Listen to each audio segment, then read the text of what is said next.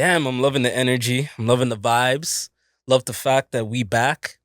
This is just a long time coming, man. I feel like we got when Michael Jordan came back with the 4-5. Oh. You know what I'm saying? And Scotty and Dennis had to hold it down. Scotty and Tony.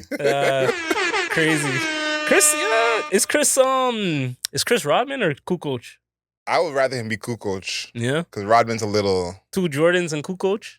You know what? I think we're more the 17 we're more the 18-19 Warriors. I was gonna say we are more the Bulls and you're Phil Jackson. Ooh. Like we wasn't winning until you brought the play together. Some architect shit. Yeah, I like that. Maybe Pam could be Kukoc. Pam gives me more Rodman. Pam, that is fucking crazy. Love you, Pam. Oh shit. Chris. Mm-hmm. Yes, sir. How we looking, Chris? We're looking pretty good, man. Looking pretty good. How we smelling, Chris? I say this all the time, but I think we smell incredible today, boys. And how are we sounding, Chris? That's a question you don't need to ask, because we are sounding pretty crispy, my friend. Pretty crispy. Pretty crispy. I like it. We actually banned that word from the podcast. Why? Long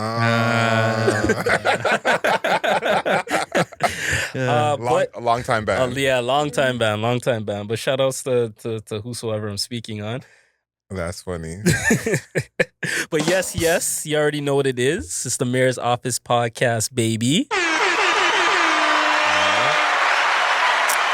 And I'm your host, Ralph, a.k.a. the Mayor, a.k.a. the last Mayor Bender, a.k.a. excited for a full original roster. The Big Three is back, baby. And I already told you guys who I am and what I do and my vibe, but I also want to introduce my co-hosts, the mandem that are a part of this trio. First, the owner of 1990 Studios, one of the freshest white boys you'll ever see in Toronto.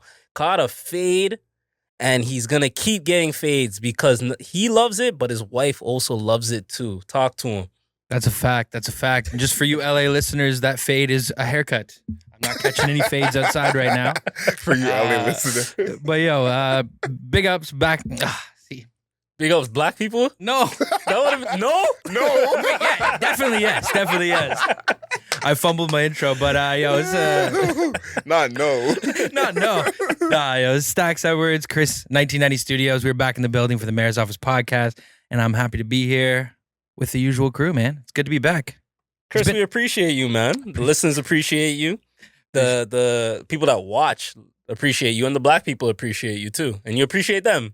Big ups, brother. There we go. Nice cleanup. And that's 2 out of the 3 right now. And I'm gonna be honest with you. If I could play the Michael Jordan intro, I would. If I could play the Chicago Bulls 90s intro, I would. Because I'm excited right now. One of my dogs knew this nigga for 16 years. Mm-hmm. Been potting with this nigga for damn near 4 years. Damn. We're veterans. And he just comes fresh off a TIFF, fresh off the red carpet, fresh off of chilling with your favorite movie star. One of my dogs, Adriel, Smiley, talk to him. It feels good to be back, honestly. Like, I feel like I've taken a hiatus from podcasting, and now I've finally returned. No one asked me to return. No one knew that I was gone. But you needed it. But I'm happy to be back. And before we get any further, I want to wish a good day to people, okay? Oh, shit. Usually this is what you do, but I'm taking over for this one. And this one is some people in particular, okay? I want to wish a good day to everyone except those of you who did not make it out to Lalo Brewery's 8-year anniversary. Friends of the show, supported our first live show, celebrated their 8th year anniversary this past weekend. I'm one of those people. I didn't make it out. So I'm hating myself as well. But all y'all who didn't make it out, didn't show love, not wishing a good day to you because great brand, great guys over there. A lot of love to them. Shout out to Lalo. Shout out to Dan. Got a lot of love for you. You know what I mean? Lalo gear. More on the way. More brews on the way. Have you guys seen their latest collab? No. They got a collab with Roots right now. Oh, I did. I saw one of their videos. Yeah, they got a new jacket with Roots. I need one of those. Yeah. I need one of those. Okay. Very, very fly. I mean, you might have a live show coming up where you could rock it. Might. You know, speaking of live show, I gotta get my fit together for the live show. Yeah. I think when the last live show happened, a lot was going on in my life. I threw something together.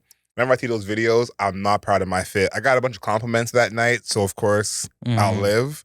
But looking back at those videos, I'm like, could have done better. So this year, I'm letting you guys know from now, the next live show, we're gonna do a little better. I think we're going to have a theme for the next live show. I think it's a little early. I'm not going to say what the theme is, but you know, I know you have the clothes for it.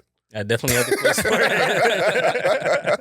So we'll see how that goes. But yeah. Definitely another live show on the way. Shout out to Lalo Brewery. I like that. It's like you did a creator showcase and a wishing everybody a good day at the same damn time. Come on. Damn. You see the vision. True to this, not new to this. Come on. And he's back just fresh, dog. Just no Shoot rust. from half. Come on, bro. Steph Curry in the cut. We love to see it, man. But Adriel, I do have a question that I always ask you every single podcast. What episode is this? Episode 63. 63 episodes. And you know what that means? Yep. We are 6 episodes away from my favorite episode. It's coming, 69. It's going to be great. Okay, if you want to claim that, go for it. I might beat that one still. But let's take a trip down memory lane. Of course, 63, we got some things going on in the racial climate in America. We did. The Civil Rights Bill in June of 63, JFK delivered a speech. And this was segregation that would end, this was legislation that would end segregation in public places. Thinking about this time, I've always asked my grandparents about this era because my parents were basically just born. My mom born in 64, my dad born in 66. Don't look it, by the way. Yeah, definitely not. But this was an era when people were really dying left and right, like public figures getting shot, getting killed, getting assassinated. It was commonplace. Yeah. All video recordings, really. Yeah. And I think about that now with, you know, the boy Donald dodging bullets, it feels like every couple of weeks. And I'm like, we're just so desensitized to that being a normal thing now, when at that time, it felt like every couple months, someone was getting shot at. So, And those are real bullets, not the blanks that the Republicans are using. and then the March on Washington a few months later.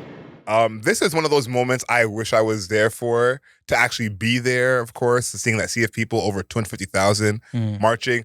But I can imagine watching this on TV. On TV, this must have been like a be in front of your TV moment. You got to see this happening. Yeah. So pretty cool that these two things happened basically a couple months apart in 1963. I feel like we're going to have a lot of talk about race over the next few episodes. Yeah. The late 60s into the 70s. Definitely. For that march, too, if you guys didn't know, that was where Martin Luther King did his iconic I Have a Dream speech. Yep. That's one of the things I do want to get on vinyl. I didn't even realize speeches were on vinyl. And once I did, I said, you know what? I have to get that on vinyl. So that's it. All y'all out there, any connections, holla at your boy. I'm trying to get that on vinyl. Yeah. There you go. Yeah. I like that. It feels good to have the boys back together, honestly. I know you guys had some good episodes with their special guests. Yes. I want to thank Britt for sitting in the seat, keeping it warm for me. Big shout outs to Britt. Dario holding it down. Big shout outs to Black Corey. You know, of course. Pam. Pam gets her own shout out, okay? We take time. Okay? You know I'm pro Pam. All right. Dennis Rodman. Dario showed up late, I heard. Dario showed up a little late. Yeah, he showed up on Black People Time. He was bitching at the Uber driver. Okay. So I think if you're going to rank the people who replaced me in this seat since I've been gone, I would say don't include Pam because you know where I stand. I'm always pro Pam. But if you got to go between Britt and Dario and say who did a better job, who would you choose? Chris, I want to know who you think as well. Oh, okay. Between Britt and Dario, honestly, they were both it was kind of like it was definitely a different conversations, different energy in the room for I would both. agree with that. You know, like Dario was cool because it was kind of like, just, real cool guy. I was like the first time, I think I met him before, but this is like the first time sitting down and really chopping it up. So it was like, kicking it with the guys. Who do I'm see, I'm not good at this. I don't want to offend anyone. So I'm like, how do I rank this? Just say you love them both. Yeah. Honestly, they were both perfect. Perfect. There's things we can improve on, but everyone can improve. You know what? I liked Britt Yeah. I've loved Dario on the pod. Like it felt like it was a little more seamless going from you to Dario the next episode. Definitely. Because it was more like the energy was kind of there. Like obviously he's not Yeah. seasoned like you and he's not you. But the energy was more like, okay, the man them are talking. Yeah. I liked the Brit episode because not only because Brit was killing it, like please come back on the pod, you did your thing. But because it was a different dynamic because of Britt and Pam, it was like, it was new. It was like, okay, let's see what the girls are feeling. And I like that vibe. I really like hearing from them and the shit that they're dealing with and shit. Yeah. Pam is that secret sauce. Listen, I've been saying since the first episode, if y'all want Pam back, get in the comments, let us know. But I think adding Pam as well is that secret sauce. Doing the public outcry, the call to action. I'm telling you. Yeah. But here she said she was looking for a part-time job. She was looking for something extra to do. Hey, there you go. She could be our intern and work her way up. Got some cables to tie. Why I brought that up, of course, I want to kind of catch up with you guys, see how things went. But when you do your reviews at the end of the year, because the end of the year is coming up, I think you got to include Dario and Pam and Britt. Yeah. Yeah, and the year's not done. Maybe I get sick one day. Maybe somebody got to stay here. Yeah. So maybe Chris gets sick and we do an entire podcast with the lights off. I'll give you. I'll get Adriel come pick up the keys. Yeah. Oh yeah. All right, cool. I'll be in the Chris spot. So you want me to add them into the year-end review? Yes. I think you should probably give them a score as well. Should I do like a guest review? Yeah, and maybe this could be something that we kind of vote on for the viewers. And they can tell us who their favorite guest has been throughout the year. We've had quite a few guests. Because we can include Yaf. Yeah. We can include Afros. Huss has to come on this year too. I think here's what I'm thinking out loud. Whoever the favorite guest is from the public, include them in the live show. I think give the people what they want. That could be interesting. I like that. Okay. I like that. You know who my vote is for? But of course, it's a democracy. Yeah, I don't get to choose. But if I did, we know who it's for. Fair. Yeah. If I can rig the votes, I will. Shout out to Pam, man. But yeah, it was a good vibe having some fresh people like pop in and stuff. Yeah. I definitely want to let the listeners know next year you're gonna see some guests pop up on the pod a little more. You're gonna see some different type of vibes and dynamics. But there was a reason why we brought these people in. You were out gallivanting with celebrities conveniently around the time that Diddy got arrested. So I don't know if these guys, if you're trying to help expedite people or what, but you were at TIFF. Yes. You did some roles at TIFF. You were around a lot of A-list celebrities, and I saw a lot of pictures. People close to you saw a lot of pictures. Can you chat with us about TIFF a little bit? Your experience? My third year at TIFF. Honestly, love the people at TIFF for giving me this opportunity. But I think that why this year was so star-studded was, of course, basically the biggest festival since the pandemic. Everyone coming back. There's no strike. The strike was happening last year, so true. Everyone is kind of back in full force, wanting to spend money. And I think as well, the venue that I was working at, I'm not going to share that, but the venue I was working at was the venue most sought out from the film teams. So the film teams were saying, we need that venue. Get us in that venue for our premiere. So I think that's why I ended up getting so many stars. But it was honestly fun seeing everyone send me all these pictures because I didn't see these pictures happen. I'm locked in, I'm working. So I'm only seeing these pictures once they're posted afterwards. And it's just people sending them to me, like people I barely know, people I know really well. Some people are like, I'm just on Getty looking at TIFF stuff. Bro, and I saw you post a picture. It was Jacob Elordi. If you guys don't know who that is, it's the dude from Euphoria. What's his name in Euphoria? Nate. Yeah. Yeah. And it was like Jacob Elordi's fan page. And I see Adriel there too. And I was like, okay, cool, we'll take it.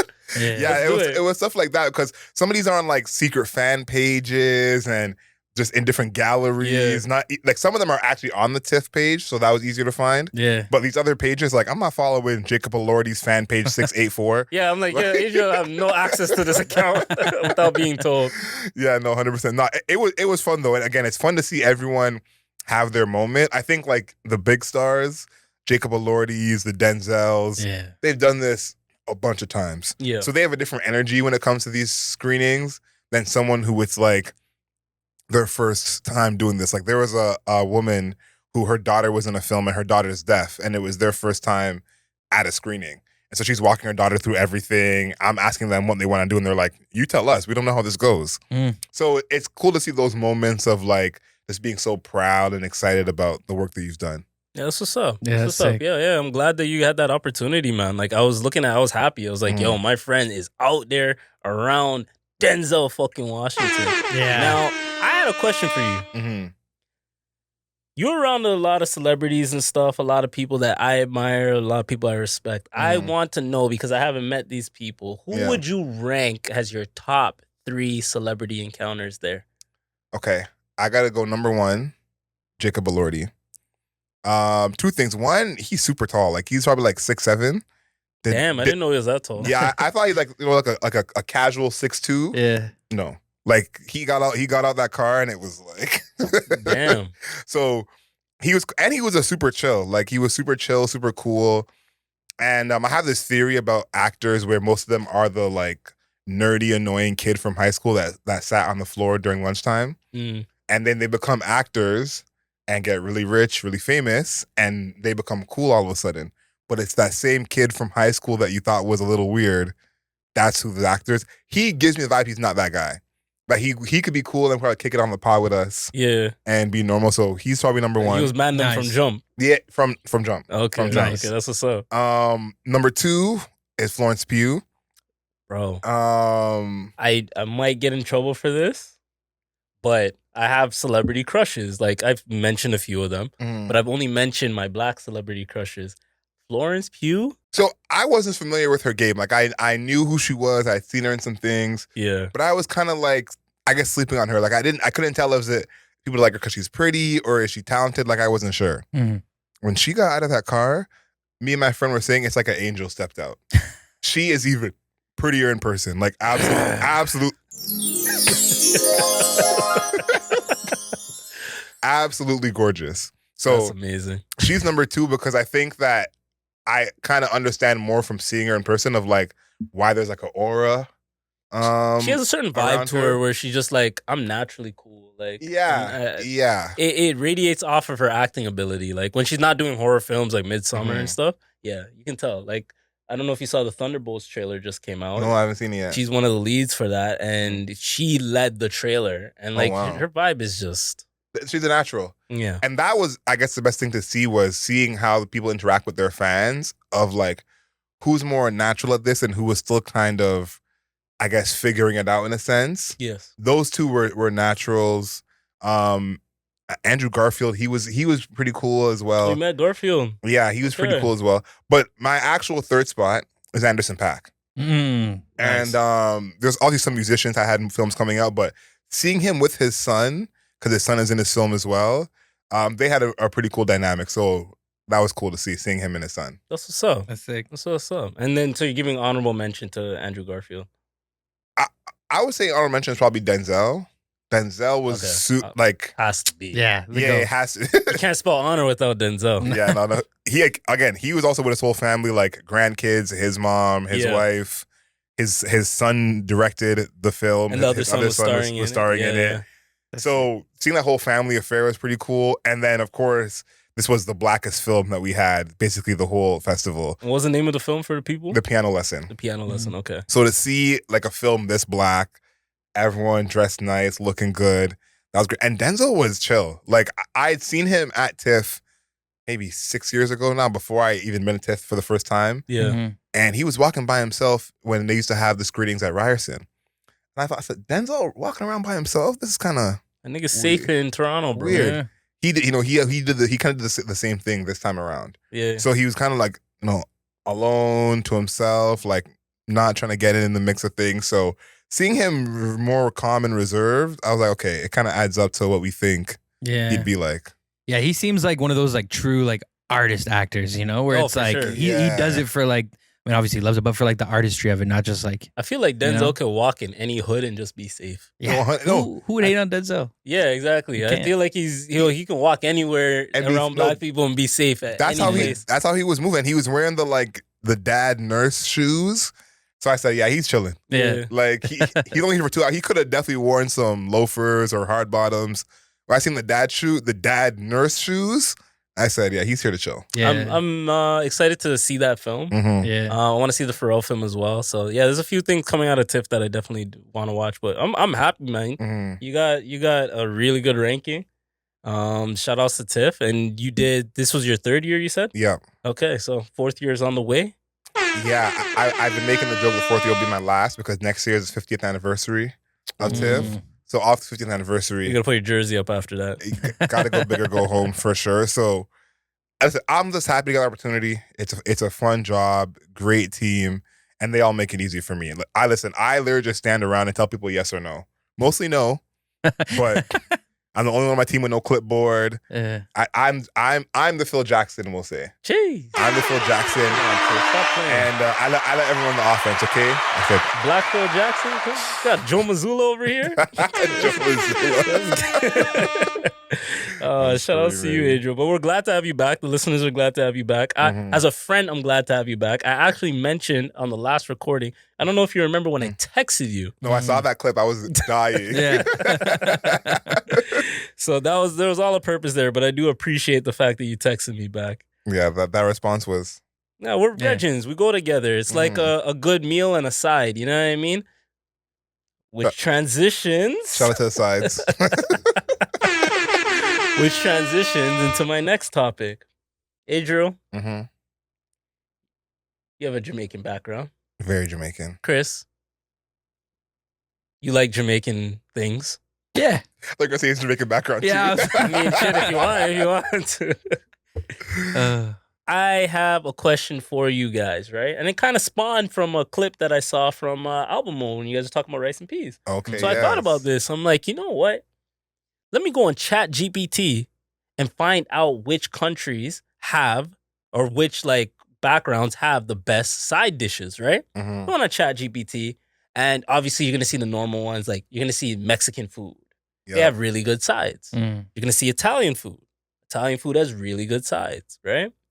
But one thing I saw there that resonated with me and my mother is the Jamaican food. And Jamaica has really good sides. Great sides. I'm not talking about side, I'm talking about food. Okay? Yeah. I need you guys to rank these 5 Jamaican side dishes 1 through 5, okay? And I need you guys each to rank it yourselves, all right? Callaloo, rice and peas, festival, fried dumpling, and fried plantains. Okay. 1 to 5. I got 2 questions. Okay, Yes. just clarify some rules here. Is the rice and peas dry? Or is it rice and peas with oxtail gravy? Or is it just a dry rice and peas? Because that's 2 different type of... You need the rice and peas to be universal, so it's just rice and peas. So it's a dry rice and peas. Okay. I don't know what you're eating with the main. Dry rice and peas. And then 2 is a callaloo on its own, not with no saltfish. Callaloo's by itself. Okay, so by those criteria, fried plantain got to be number 1. I think that's fair. Okay. For me, I would put festival number 2, fried dumpling number 3, callaloo number 4, and rice and peas number 5. So you have callaloo over rice and peas. I think if rice and peas is dry, like usually, of course, with the main, you drizzle it up, you eat it with some stuff. But I think if by your rules of this is a dry rice and peas, no sauce. Maybe like a drip of oxtail gravy, but yeah, no sauce. Because I think that there's a reason why no one has rice and peas dry. Like no matter where you get your rice and peas, you said oxtail gravy, please. So I think I feel fair putting it at 5 because, you know, it's the secret of rice and peas is that no one wants to eat it by itself. You know, like no one's ever made you just rice and peas. Like, Yeah. that's just never happened. Okay. So I think that I feel good putting it at 5, but Would you have it 2? festival. You had festival over fried dumpling? Yeah. Okay. All right.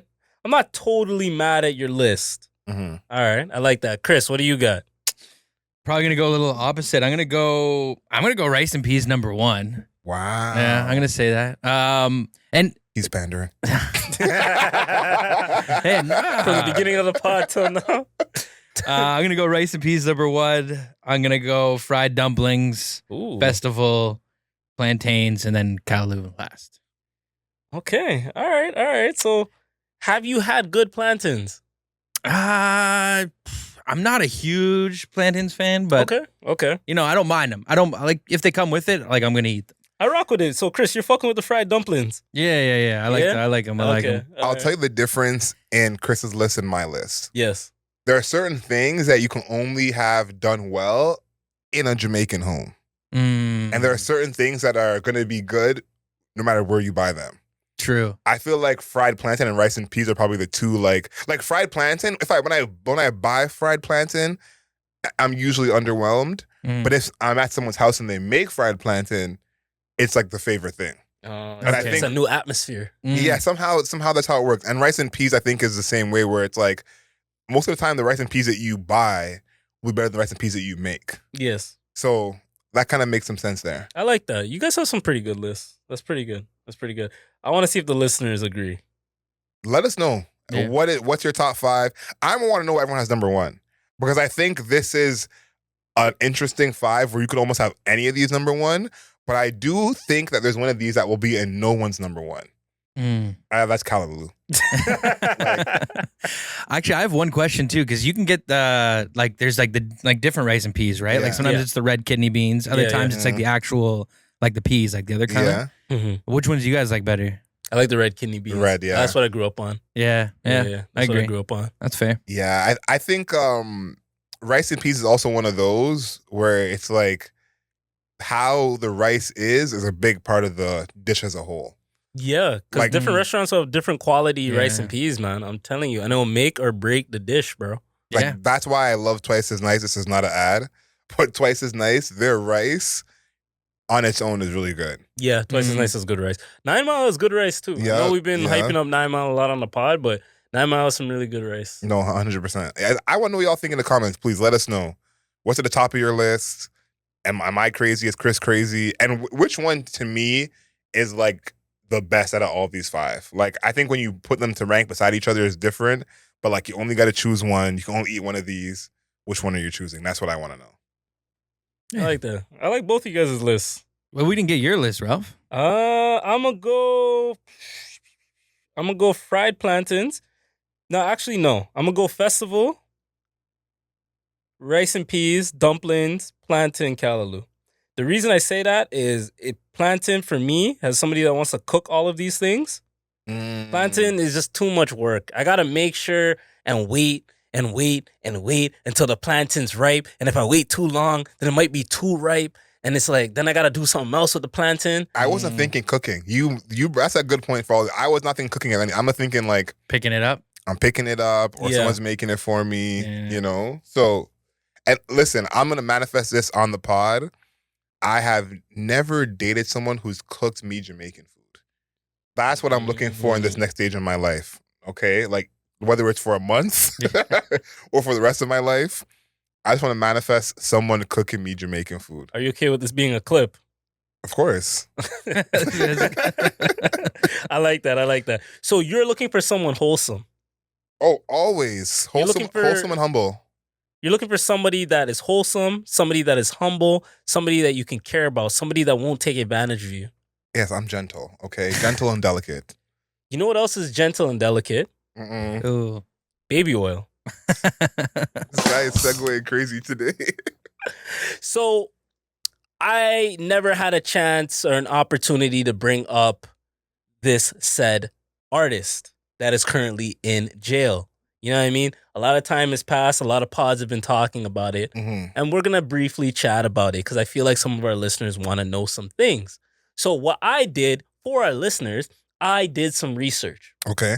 So as you guys know, Sean Diddy Combs is in jail. But one of the things that did come out from all of these freak-offs is the fact that he used a ton of lubricant, a ton of guns, a ton of narcotics, and a ton of baby oil. How much baby oil, you may ask? 1,000 bottles of baby oil. I don't know if that's the right sound effect. That's kind of crazy. That's kind of crazy. 2,000 bottles of baby oil. So now everybody's making jokes about the baby oil. Cool. That's fine. That's all good. But me, I'm trying to make money. So I do something different. You invested in baby oil. I'm thinking, how do I invest in Johnson & Johnson? I'm screaming. So you know what I do? One, I make a TikTok. Yeah, it's funny as fuck. Got some views off of it. Cool. You guys probably seen it on my story. Yep. But I do something else. I say, how can I make money from this situation? So I go online. I go to, shout outs to Questrade. I go on Questrade to check Johnson & Johnson stock, right? Down 0.1% on time of recording. I'm like, okay, that's interesting. Maybe I look into it. So I'm like, you know what? Let me take it a step further. I go and check Johnson & Johnson's year over year. Okay. Last year, they made $24 billion. Wow. And right now, 3 quarters into the year, they're up right now on year over year revenue, 4.4%. That's pretty high. Yeah. So I got a question for you. Because they're up 4.4%, and we still have a quarter to go, and they lost their biggest customer, are people still going to buy Johnson & Johnson? I think as of now, yes, because we haven't confirmed this is the brand that Diddy's going with. True. So I think that's the big reveal is once we know what brand that this person is buying, we can stay away from that brand. So as of now, JJ's in a good spot because yeah, I like that. It's like we don't know that this is their brand doing this. Mm-hmm. But I think here's my biggest question, okay? Do you know how long it takes to finish a bottle of baby oil? I'm not aware with the timeline. It'll be a long time, especially if you don't have a baby in the crib. Right. So my thing is there something going on with a baby oil shortage that he knew that we didn't know? Because how long would it take you to finish 1,000 bottles of baby oil? Even if you're freaking off every weekend, I feel like that's going to take a decade at least. I don't know the math on that, but a baby oil bottle takes a long time to finish. So I think that just shows the kind of level that he was at where he's like, listen, this is going to be going on for a long time. Even in a pandemic, I still got to have these freak offs. So let me stay prepared. That is wild. So between Johnson & Johnson administering a COVID-19 vaccination and administering freak off participation and help, man, stocks are up right now, man. Maybe Johnson & Johnson should be canceled. Maybe. Yeah. I thought about, because we haven't got to talk about this whole situation with Mr. Combs. Yeah. I thought about the whole thing with Epstein. Mm-hmm. And when we talked about this months ago, that's why I compared him to. And of course, people are saying, oh, it's not just him. It's not as bad as they say. And I always have, you guys heard me say, it's worse than they say. 100%. And I forget which prince it was, but when Epstein was out a little bit, like once everything became public. It was Charles? Charles, he was with one of the princes, and they asked him, why were you with Epstein after, we saw everything, and how dare you? I think the difference here is that a lot of people who are aligned with Diddy kind of had the heads up because of the raids and the Cassie case. Yes. Of like, let's distance ourselves. Yes. From now. Because I think that on TikTok, on the internet, all the other names people are circling around, there are some big names. Yeah. Like some big names. And I think that this is something that people knew about for decades at least. Easily. Like decades. Easily. And I think it was just a matter of when. Not a matter of if, but because he was so prolific, a matter of when. And that's what kind of troubles me the most, is thinking about like, how crazy does someone have to be going that you think they're going to go to jail? Like you just automatic. Because some of these guys don't go to jail. Mm. Bill Cosby got let out on a technicality. Mm-hmm. Epstein basically didn't even make it all the way there before they dealt with him. So for the people to be saying for decades on decades, he's definitely going to get caught, he's definitely going to go to jail. Like, Kendrick's not the boogeyman. Diddy is the boogeyman. Like, that's how bad it is. And I think it's like, it's almost so bad that we're kind of like, how bad could it possibly be? Like, like, almost like this happens in movies or like in true crime, but like I'm treating this as if this is like the biggest true crime case, and we're gonna see stuff that we didn't even think people were doing. I agree with that. Yeah. You didn't say a goddamn thing wrong, No. nigga. Okay, before we get to your question, I have one more thing for you guys because I brought this up at the dinner I had with all these black journalists, and You guys talked about Diddy. we did. That's actually a perfect place for to talk about Diddy. Right, I was like, what does everyone think about this? Because I said this is a unique case. So hold on, pause. Can you set the scene? Because I love doing this. I love setting the scene when I tell my stories. You guys were all at dinner and you raised your hand and said, "Hey, can we talk about Diddy?" Well, someone made a joke about it. Oh, okay. And I said, oh, we just talked about that on the pod, and then that kind of snowballed into something else. But my point was, this is a unique case from a a law perspective and a journalistic perspective because everything is videotaped. Yeah. So usually in sexual assault cases, they don't get tried because someone doesn't want to come forward. And with someone who's very powerful and rich, they're even more scared to come forward. This is one of those cases where everything's recorded. Yeah. So it's like you don't actually need that witness to come forward as much. Because you have him busting it down on video. Yeah. And he recorded everything. And so I'm like, this is going to be something we've never seen before. Where, like, when have we seen someone record all their crimes? We've never seen anything like that. So that's already a crazy situation. And then on top of it, it's like, this is going to be something where the black community especially is going to like be exposed as to how homophobic the black community is.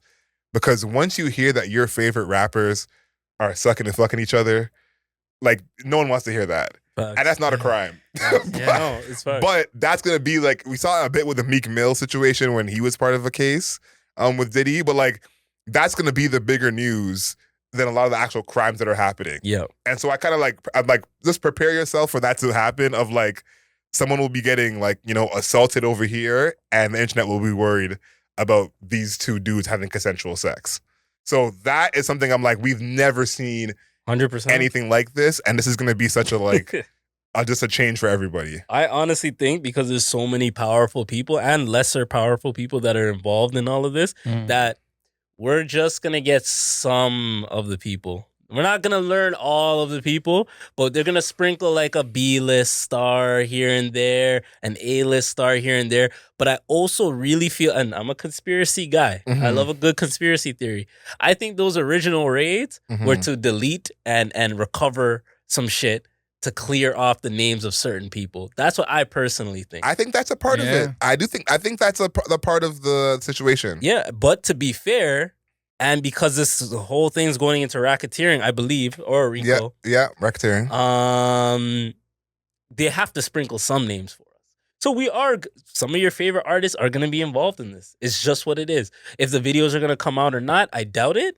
But some of your favorite artists are... I'm not naming shit. No. I think there's going to be names, but I think Diddy is going to try and name names to give himself a lesser sentence. And so that's why I think it's going to be a lot of... he's already named names to cover his ass. I think so too. And before it hits trial. Okay, Twitter, Instagram, internet, walk with me here, okay? This video came out a bunch of years ago and someone brought it up recently on Twitter and I completely forgot about it. It's at a party. I think it might have been a Diddy party, but it's at a party for sure. And Justin Bieber is giving head to Odell Beckham Jr. And Trey Songz is just around. You remember that video? No. Well, okay. That's a video? I'm not on that side of Twitter. No. Perfect. This video came out. Perfect. No, but that's the point. This video came out maybe like 7-8 years ago, maybe 10 years ago. And it like no one put out an apology or anything. No one commented on it. It just kind of came out. And then, we never spoke about it after. And so people have been bringing that video back on Twitter of like, this is what we're expecting. I got to check Twitter. I don't know if I want to check Twitter now. No, but but this is what we're going to come to expect with this Diddy situation is think of those names of those three guys. First of all, Trey Songz is involved. Bad things are happening. But the idea of Justin Bieber giving head to Odell Beckham Jr., that was on no one's radar bingo list. So that I think that video a lot comes to this Diddy stuff. Is I'm like, this is we're gonna be seeing. Like No, not like that. Yo, But like, What is going on? Yeah, I've never heard of none of this. No, but like- no, this is news to me. But like- That's man. crazy. That's but a think of how like wild crazy video. that is. Just seeing that video with those three guys, and it's like a Vine. It's literally like 5 seconds, and then they get caught, and then they kind of like try and walk it off. Yeah. But it's like that's what I think is happening with the whole industry. So it's like choose whichever two rappers you want to go for. It's like if you see your favorite rapper in these cases, you're not gonna like it. So I think that's kind of what I'm thinking about more than the actual cases. I do think now that they've got him, he's doing jail time. Is it 15? Is it multiple life sentences? We got to wait and see. But I think about the kind of public perception, especially hip hop being so homophobic, of like all these figures involved who are going to have either videos or news or clips of them doing stuff like this. And so that is what I think, the world is not ready for. Because, if you thought this whole time, Odell Beckham Jr., who's this person who so many women love, no one ever thought of that with him. That was never a rumor. I'm not in that. Maybe they have. I have no idea. But when this news comes out and you hear with multiple rappers, multiple celebrities, it's commonplace. Yeah. Who's gonna suffer from that? Is there gonna be a certain rapper who you can't listen to the same? Oh, 100%. Because like that's the casualty that's about to happen, and I guess it's unfair because again, that's not a crime in itself. Yeah. Bro, we just seen the biggest rap beef. Sorry to step on. No, go ahead. You're closing. We just seen the biggest rap beef in history, and niggas are looking at Kendrick away and looking at Drake away. If I see my favorite rapper sucking dick, that's what I'm saying. You think I'm not gonna look at that nigga? That's the point I'm making. It's like I know we're all progressive, and it's like again, that's not a crime. No, like Diddy's committing actual crimes.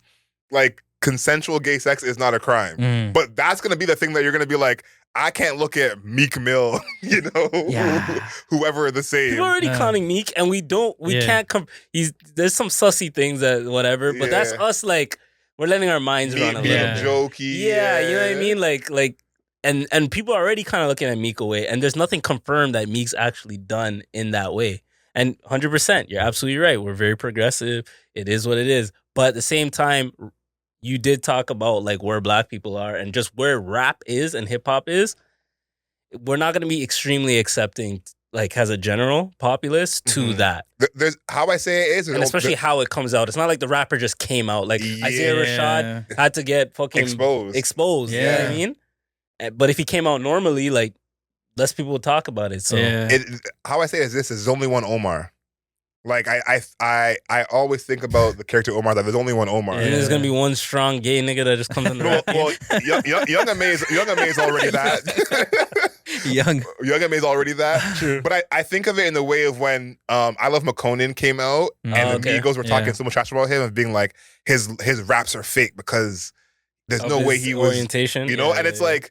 He could have been in. I don't believe he was in the trap regardless of his orientation. 100%.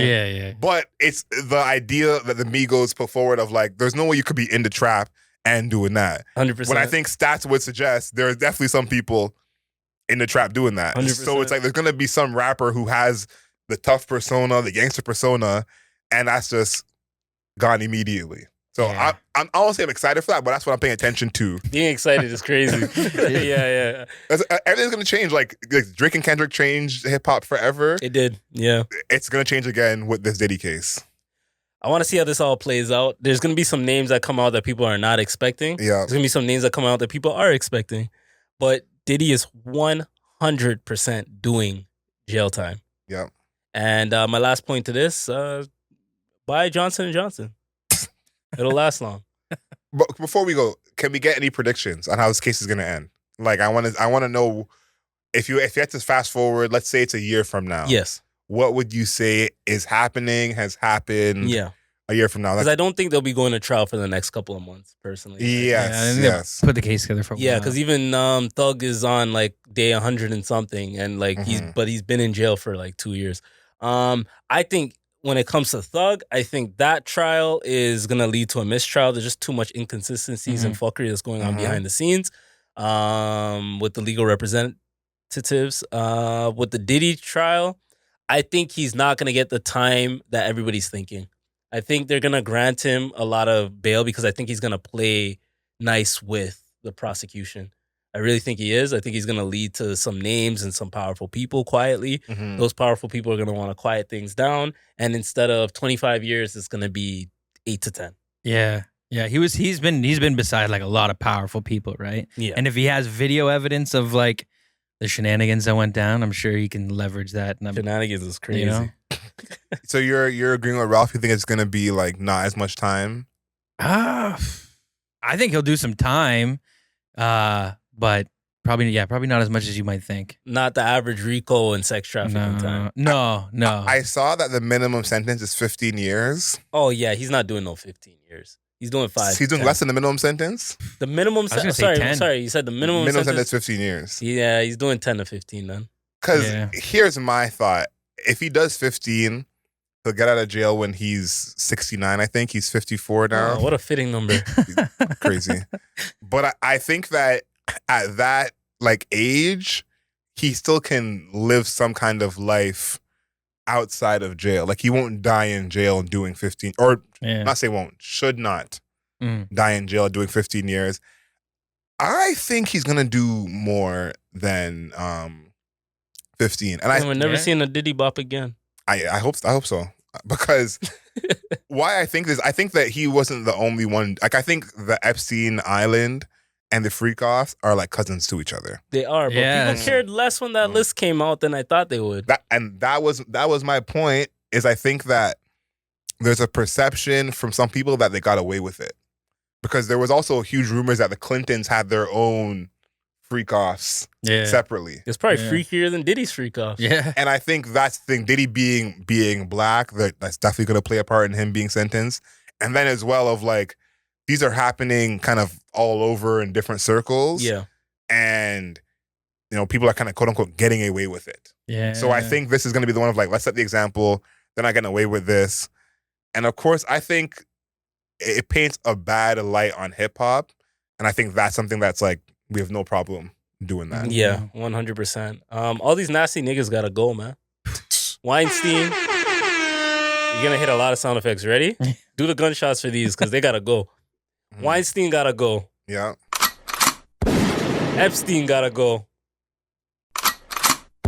Diddy gotta go. The last one that has a doc that's coming out. Actually, it might have came out today, time of recording, on Netflix. Vince McMahon gotta go. Oh yeah.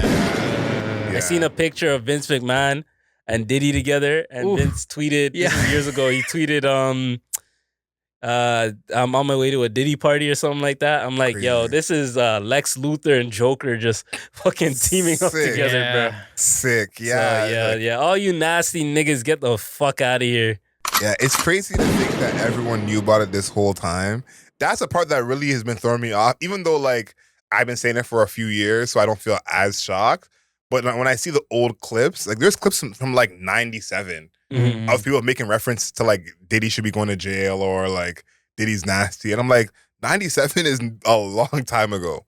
So it's like people must have been known about this for basically 30 years. And it's 100%. like, that's the crazy part, to think that like, again, the whole industry just knows. Yeah, it really goes to show you like all those like rumblings you hear about Hollywood being freaky, like they really are. Yeah, it fucks people freaky. up, man. It fucks people up. Yeah, I could see him. I mean, you know what? I'm kind of changing my thought. I think you're right. I think he will get a lot of time. I feel like he'll probably be the scapegoat for people behind the scenes, right? For people who, you know, who are really playing. Diddy didn't learn to do this on his own. No. He didn't just wake up one day rich and say, I'm having freak offs. No, somebody that's more powerful than him was having some great freak offs. They're saying it's Clive Davis. I heard that too. And I mentioned this. I heard Andre, Lucian too. And Andre Harrell.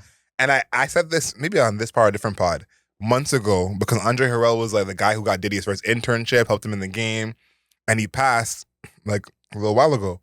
And I said, I wonder what Andre Harrell thinks about all this happening to his protege.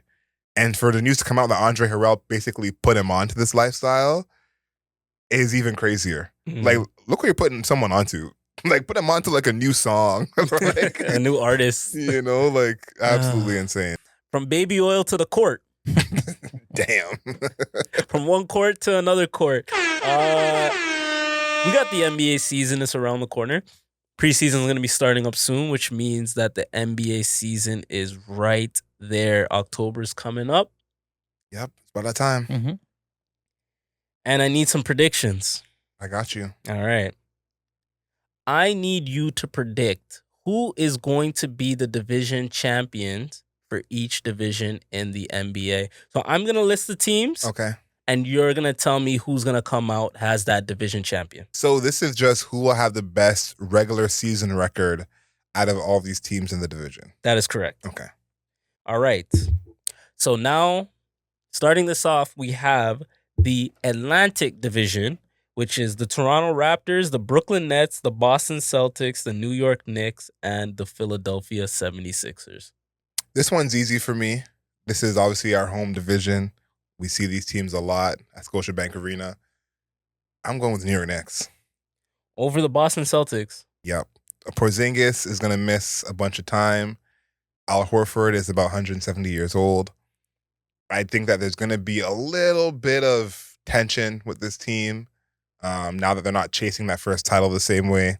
The Knicks got a bunch of guys that I really rock with, so I'm going with the Knicks. Okay. So you don't feel like Jaylen Brown and Jaylen Brown and Jason Tatum are going to be on a revenge tour due to the Olympics? I don't know. I feel like we're gassing that up more. They haven't said anything to us to make it seem that way. Jaylen Brown obviously voiced his, I guess, disdain when I'm being on the team, but they haven't really given that energy of like revenge tour. You know, I think as media, we're pushing that on them. Yeah. Okay. I'm not mad at that. All right. Next up, we have the Central Division. The Cleveland Cavaliers, Milwaukee Bucks, Indiana Pacers, Detroit Pistons, and Chicago Bulls. This is like probably the most mid division in the whole league, but I think this has got to be Milwaukee Bucks. Like I'm not gonna treat them badly because they had a bad year last year. Like Adrian Griffin probably got the best record of any coach ever been fired. Like other than Mike Jackson. Giannis is still the best player in the conference. Dame is still one of the few players I actually follow on Instagram. So okay, I'm sticking with the Bucks. I like that. The Southeast Division, we have the Miami Heat, the Washington Wizards, the Atlanta Hawks, the Charlotte Hornets, and the Orlando Magic. I think this one's gonna be tough. This might be the actual worst division. But I think I'm choosing between the two in the South, Orlando and Miami. Betting against Miami just doesn't sit right with me. Excuse me. I feel like they always somehow show up, but they're more a playoff team. So I think I'm going to go with Orlando. I like that. I was going to go with Orlando too. All right. Next, we have the Northwest Division. We're in the Western Conference now. We have the Utah Jazz, the Minnesota Timberwolves, the Denver Nuggets, the Portland Trailblazers, and the Oklahoma City Thunder. Ooh, this is a big one. I think we got 3 teams in this division that could make the finals. I think this is probably the one people think is the easiest because everyone is big on OKC. Before I even answer, what are your feelings on OKC? Like, are you a big OKC guy? People are saying that they're the number 1 team in the West with a bullet. Do you feel that as well? I do, yeah. 100%. Okay. I think they're going to be a top 3 team in the NBA this upcoming year. I think regular season, I would choose OKC for this division, but I think personally, I'm choosing Denver to make the finals. So I would say for regular season, it's OKC, but in the playoffs, I would probably choose Minnesota or Denver. Okay. Hashtag get Russell Ring. For sure. So next we have the Pacific Division, which is the Los Angeles Clippers, the Los Angeles Lakers, the Golden State Warriors, Sacramento Kings, and Phoenix Suns. This might be the best division in the NBA right now. You think so? In terms of all 5 teams being decent, yeah. I was gonna say, I thought you were saying in terms of weather. Definitely in terms of that weather. Too. Are they all decent? I guess they all are decent. I would choose Phoenix out of this group. I think Phoenix is being slept on. I think the way they lost in the playoffs last year really like made them look worse than they were, but they fought their way out of the play-in tournament, getting a playoff spot. They won 49 games last year, which is like, not a bad record at all. So I would choose them. I think KD is probably the best player in that division, and I think Devin Booker is right up there with him. So I feel like they have the most talent in this division and the most incentive to win. And new coach, Mike Budenholzer, he loves regular season wins. Like nothing gets him more excited than winning the regular season. So I feel like they got to be the choice here. I like that. I think it's between the Suns and the Kings. You like the Kings, eh? I think just because the Warriors are going to fall off, the Clippers are definitely going to fall off, and the Lakers are just going to be like play-in level to me. So I think it's between the Kings and the Suns. I do also feel like the Suns are one injury away, knock on wood, from just being out of contention completely. But we'll see. I would have chose the Warriors over the Kings, actually. I think the Warriors are going to be better this year. I think if Draymond just doesn't get suspended, they'll be in great shape. Steph still has his fastball. I think the talent around them is better. And I think, Kuminga, I believe in him a lot. I feel like he has a big space to grow and become like an actual star player. And then Wiggins can't get worse. Like, Wiggins ain't old. Like, Wiggins is still super athletic. You got Buddy. Healed. Pause. That is something they got. Yeah. So, yeah, I like the Warriors in this division too. Okay. And last but not least, we have the Southwest Division, which is your Dallas Mavericks. Yep. The Memphis Grizzlies, the New Orleans Pelicans, the San Antonio Spurs, and the Houston Rockets. You know where I'm going with this. Dallas Mavericks. I think Memphis would be the other choice in here. They're a good team in the regular season. Anytime they're healthy, they always have a top 3 or 4 seed. But I think, to me, Dallas is probably the most underrated team in the league right now for a team that made the finals last year. They basically had their full team for 30 games. So, that's the record they had at the end of the year. If you extrapolate that to a full season, they're a top team. Adding Klay Thompson, adding Quentin Grimes, Derek Lively a year older. So, to me, I see they're going to probably have the most growth of any of these teams in terms of record, other than Memphis, of course. They had a horrible record last year, but I think Dallas can get close to 60 wins this year. So they're my choice for having a top 2 seed in the West. So you're confident in all your choices? Well, 100%. Okay. I like that. Listeners, let us know in the comments if you feel like Adriel was right or wrong in his division standing leaders. Just right. If I'm wrong, keep it to yourself. Like, if you think I was right, jump in those comments. If you think I was wrong, don't even tell me. I have actually a question, though, because I used to be a big fantasy football person. I haven't played in years. Who are, like, the top fantasy picks these days? Like, who is, like, is there someone who's, like, if they got that person, they basically win the league? Like, tell me kind of who are the top picks in fantasy these days. Well, McCaffrey was like going to be number one. Yeah. But injured. I like Saquon. Saquon's a good pick. Saquon's great. Also have Saquon on my team. So your team's nice. Yeah, bro. I got a nice. I'm in first place. No big deal. Most points in the league. 3-0. Come on. I'm winning the pot. If you start out good in fantasy football, like you almost have it. Like yeah. No, honestly, I think McCaffrey, Saquon Barkley are some big ones. Quarterbacks, Josh Allen's a great pick. Of course, for sure. But I like the dude out of Washington, the QB, the rookie. He had a really good game. I actually started watching that Receivers show the other day. Receiver show? On Netflix. Yeah, because the basketball one is coming out, and I started the quarterback season they had. But someone's wife was annoying. I can't remember. I think it might have been Mahomes' wife, but someone's wife was annoying. Of course, it's Mahomes' wife. And I was like, I can't watch this. But I'm watching the receiver season, and Jaden Daniels. Yeah, that makes sense. And it reminded me the last year I played fantasy football was Andrew Luck's last year. Oh wow. Yeah, and after that it was just downhill. Never played again. I'm still trying to find a team. Listeners, if there's a team that you think I should start following, let me know. I do like the Bills a lot. I'm leaning towards being a Houston fan because I like Stroud.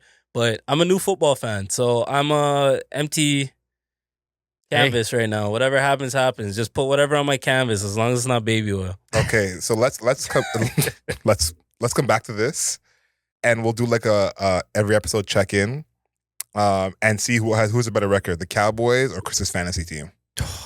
And I think we know the answer. That would be fantasy team's taking the dub, man. But we can check the Super Bowl, baby. Check back in. Please get Ralph a team. Like, I'm a Chiefs fan, and I'm almost ready to leave being a Chiefs fan because it doesn't feel as fun anymore because we're just, you know what I'm saying? Like, too many dubs. Yeah, like I was a Warriors fan when Steph was a rookie, and then once they got KD and championships, had a different tone to it being a Warriors fan. I'm feeling that way with the Chiefs right now. So I'll probably hop onto whatever team they suggest for you, just so I have something else to root for that's not just greatness every week. You know what I mean? That's fair. That's fair. I can't be one of those guys who like changes teams. Like I know, I you know, once it's tough for me. Once I'm like bought into a system, you know, I'm like I'm bleeding it. I think that's the difference because again, like basketball and hockey were my two like homes sport wise, and I always was more fan of the players and the teams. Yeah. So it's like, and whatever player I end up liking, that's fair. That's the team I'm going for. Yeah. And if the team is trash, it's like I haven't rooted for a bad NFL team yet. Yeah. I think that's a rite of passage. Actually, I noticed that in basketball a lot. A lot of people are more fans of the players than actual teams, and they'll follow them around. I think Jalen Rose described it perfectly. Like, if you look at the insignia for football, it's a shield, right? It's like togetherness. Like, you're coming together for your team. You look at the insignia for basketball, it's a fucking player. Yeah, it's one guy. So, like, it makes sense. Like, you don't really see, like, yo, I'm a lifelong this fan. Like, it's not really that, oh, I'm following LeBron because he's on the Lakers. Yeah. Yeah, I mean, I see a lot of bandwagoner people, but then they always justify it by saying I'm a fan of this individual. So. Yeah, that's like the Lakers is probably my only team like that, because I'm such a Kobe fan. But because he would stay, but if he had left the Lakers and played somewhere else, I probably wouldn't be a Lakers fan now. Yeah, but he was with the Lakers forever. But what you said about the shield versus the player is so interesting, because I think that football hasn't had their player empowerment moment the same way the NBA has. Yeah. Yes. They highlight I feel like they highlight the jersey, the team and more. There's benefits and negatives to that. I think with football, because you can't really show face, everybody's under a helmet. So it's a lot easier to portray that. Like, there's going to be a few players outside of the QB that you're going to know their numbers and whatever, but it's helmet syndrome. Like, you don't really know a lot of these guys unless you're really locked into the sport. You know what I mean? So there's that. Compared to basketball, you're seeing these guys' faces. There's close-ups after you hit a shot. There's this, there's that. Post, you know? Yeah. Go ahead. No, I was going to say, and there's way less players too, right? Like, there's so many more players in football. To follow. Like, I don't know the fucking offensive lineman. No, I just know he's a big-ass motherfucker. Like that, what was it? One of the linemen in, I think it was in somewhere, one of the Florida teams. I guess he was in the club just like, I think we shared in the group chat. It was like Cam and Mace. He was just spending money, just trying to like Nobody be like. Nobody knew who the fuck he was. It's helmet syndrome. He needs his helmet in all there. the time. I'll see a football player on Instagram. Maybe it's like a sneaker page or something like that. And I'm like, I know you play football because I'm seeing, but I don't know who is, because sometimes you're seeing them without their helmet for the first time. 100%. Like, 100%. So, there's no player empowerment. You brought that up. And I think there's good things and bad things. I don't want to get too deep on it, but I think there's good things and bad things to that, where one, you can kind of lock in and control the environment compared to basketball, where it's great that a lot of these guys have player empowerment and everything, and shout out to LeBron for even like opening that door for a lot of players. But now we're seeing the negatives of it now, because it's been a few years of it, where you get the Ben Simmons of the world. I think it's ultimately a positive, and this is for sure. The main difference is football is not as many guaranteed contracts. Yes. So it's like, even though Ben Simmons is Ben Simmons, he never has to work again. There's less divas in football, though, compared to basketball. I'll say that. And I think it's because like one player can't win the whole thing. Like, this whole thing started in the 60s with Oscar and Bill Russell.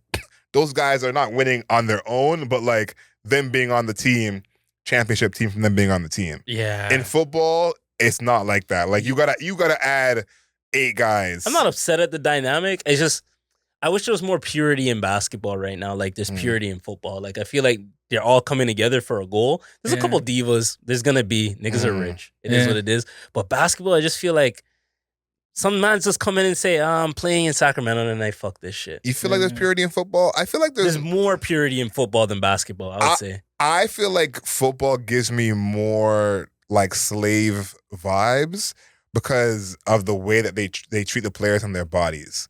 I think 100%. like you think of Look as at Jerry Jones. yeah, like He oh, runs but a that's plantation crazy. down here. No, but it's like I agree with that to an Isaiah extent. Thomas, remember when he was with Boston and then he got traded when he was injured? Like that's almost a unique case. Like that's not happening with every player on every team. Like, as an individual, like if I'm an athlete, Yeah. I'd rather be an NBA player because how I'm being taken care of. yeah, As a fan, overall, it's probably better to be a football fan because of how like they take care of my entire team for my sake. yes. So like, yeah, go ahead. No, I was just gonna agree with you. I think you're right with the team aspect, right? Because in basketball, you'll have like most of the same players that play most of the game. Yeah. Mhm. You're having, your offense is changing, your defense is changing, you're bringing in different linemen. So it's like 100%. you're not on the field the whole time. And I think we're happy about that with basketball, and you're not going to sway from your point because, we're happy to see black men win and not be treated like we're 100%. animals. I do understand. Big fucking sound. That's the biggest sound effect today. Let's just leave that topic at that Yo, I before we love get it. deeper on some race shit. We left that in 1963. So, episode 63 of the Mayor's Office podcast. Adriel's back. Love that for me. Chris is here. I'm here. Vibes are good. Vibes are immaculate. Another live show on the way. We're not going to tell you when yet, but it's coming. And you already know how we rock, how we close the podcast. We have an animation suggestion. We have our non-rap suggestion. Adriel already did the creator showcase at the top of the pod. Ooh, little treat for y'all. Shout out to Lalo. For my animation suggestion, Netflix dropped an anime, which they've been doing very, very consistently, and I'm happy about that. Shout out to Netflix's animation studio. But I want to give a big, big shout out to Terminator Zero. When I grew up, I used to watch a lot of the Terminator movies. I liked the sci-fi elements of it, especially T2. Mm-hmm. That's my favorite Terminator movie, one of the best sci-fi movies of all time. So it got me hooked. There's been some pretty shitty Terminator movies afterwards, but there's still the first two that I always love and I always adore. This anime was pretty good. It's set in the same timeline as the first two. And they handle the whole animation aspect of like the Terminator and like the fear of the Terminator on an animation scene a lot better than I thought they were going to. So I want to give that anime a shout out. It's on Netflix. If you guys have Netflix, Terminator Zero. Before we move on, I watched this thing on Netflix, Monsters. It was number one on Netflix. Have any of you guys seen it? Monsters. Is this television or anime? Television. No, I haven't seen it. I don't What's it think about? so. The Menendez brothers. Oh, I seen clips. Yeah. Okay. So we'll come back to it. I want to hear what you guys think. I'm not gonna watch it. I can't watch that type of shit. It bothers me. Yeah. I couldn't watch the Dahmer show either. Well, okay. Well, I'll ask anyways since you're not going to watch it. Yes. But those shows have been getting some backlash for their mix between the truth and dramatization, but still being scary.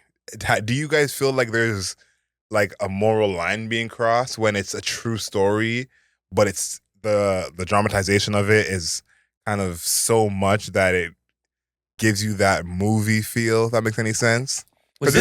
Sorry, go. Because it's a true story. That's kind of my point is it's a true story. But if you had not known that it was a true story, which I'm sure a lot of people watching it didn't, you'd feel like this is like the coolest, craziest person. I think it hurts the victims, bro. Like the people that actually had to deal with the trauma of it. And I heard some of that from the Menendez movie. Television series, and then also from Dahmer. A lot of the victims and the families of the victims are like, yo, why is this glamorized in a sense and over dramatized? So I think it does hurt the victims and the people related to the victims a lot. Yeah, especially when they're like, I'm not saying making the person look cool, but they're like the way they're writing it, they're juicing it up a little bit and Make making them somewhat look like a protagonist. in a Yeah. story. Yeah, And like I don't main like character that. energy. Yeah. That's exactly what Like it you is. should be the bad guy. Yeah, I Like people were rooting for Dahmer watching the Dahmer show in a sense because the actor is so good. Yeah. Yeah. The Bundy thing was the same. Yes. Same deal. Yes. And why I thought of the Menendez one because again, I was too young for that case in the moment, but watching it back, I was like, oh, I remember this being a huge deal. And if you guys remember, their first defense was that their parents were sexually assaulting them, abusing them, and they thought that they were going to be killed by their parents. and that's why they killed their parents. And they ended up getting convicted once the judge took the evidence of them being sexually assaulted out of the case. And so they didn't have that defense anymore. And I guess there's almost an understanding from some people that they were lying about that to get off. And, you know, as of now, there's a whole Reddit thread and Twitter saying like, oh, no, they were right. We believe them. And what I thought about was what basically changed over the 30 years was the world became more progressive. If this was in 2024 and 2 kids killed their parents because their parents were hitting them and raping them, those kids are getting off. Yeah, they'd be like victimized. That's true. Right? And it's like in 1992, like we weren't having it. No. you know, and so that's what came to mind. I'm like, that's the main difference between them still being in jail and being free. It's like, look how the world has changed. Because think about it now, where if that was someone's defense in a case, you would feel so, I guess, worried to say that they're lying.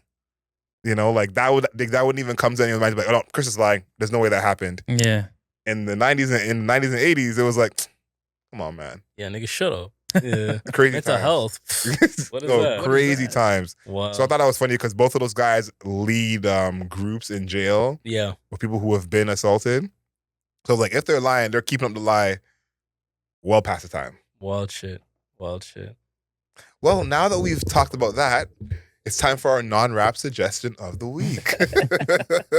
I'll go first this time. I don't usually go first. Was going through Tiny Desk, NPR Tiny Desk. You guys all know that. Then there was some alternative artists that were going, right? And they had a group called The Sacred Souls. And I had Tiny Desk on, but I wasn't watching the TV. So I was doing shit around my condo. So then these guys came on, and I was like, yo, vibe's kind of immaculate. And it was the first song that they played, and it was called Will I See You Again? So The Sacred Soul, Will I See You Again is my non-rap suggestion. First of all, great track. I've put so many people onto The Sacred Souls. One of my favorite new bands. When you hear their sound, it sounds like they're from a whole different time. 100%. And when I realized that they were like a new group, my mind was blown. I couldn't believe it. They sound like they came out the 60s, basically.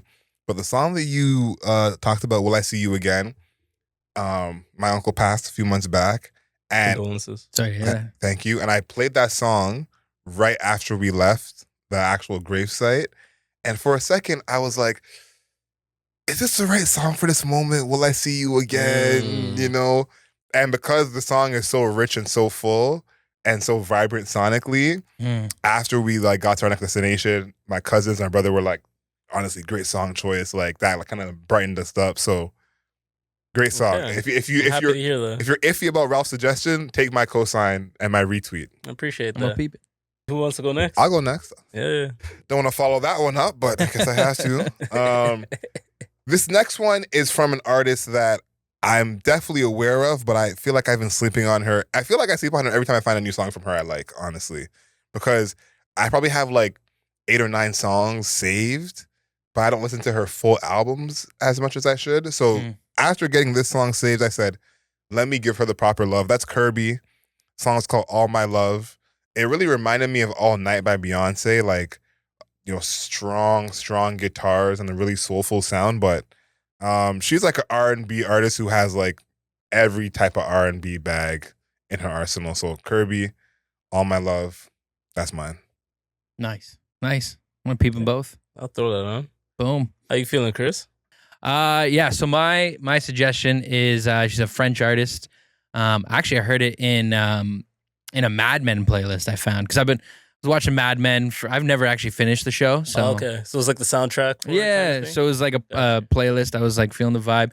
Good dinner music. Good French song. This song is called Agua de Biber. I got Agua de Bieber. No, it's like AGUA space DE space BEBER Wow. Okay. by Astrid Giliberto and Antonio Carlos Jobim. You know what I would love? Yo, give a sound effect for yourself for getting through that. Yeah, I it was would tough. love It was to do a tough. supercut of Chris pronouncing all his Oh non-rap my suggestions of the week. Yeah, he's had some crazy ones in his time, man. Yo, I hate that because I don't want to be the person that gets names wrong, but Yeah. I habitually get many words But wrong. it's genuine. It's not like you're just fucking them up and No, it's like that. You give us the disclaimer. Yeah, it's like that Key and Peele squid, and I'm like, Ron, Ron. Literally. Oh man, listeners, watchers, experiencers, if that's a word. We appreciate you guys pulling up for 63 episodes of podcasting quality. You guys constantly show up for us, and we're going to constantly show up for you because that is what we do. Next month, it'll be 4 years of podcasting. That's pretty wild. Or sorry, next month will be our full 3 years of podcasting. We'll be getting into our 4th year. Okay, That's what I should our 4th say. year will be starting. Yes, our 4th year will be beginning. But yes, we've creeping on doing this podcast for 3 years. And we've seen a lot. And we've grown a lot, and we will continue to grow more with you guys. So grow with us. That means you guys got to like. That means you guys got to comment. That means you guys got to subscribe. Of course, subscribe on YouTube. Hit that like button. I want to say thank you to all people who stepped in while I was away. Dario, Britt, and of course, the great Pam. And until next time, know yourself, know your worth. Why are you laughing at the great Pam?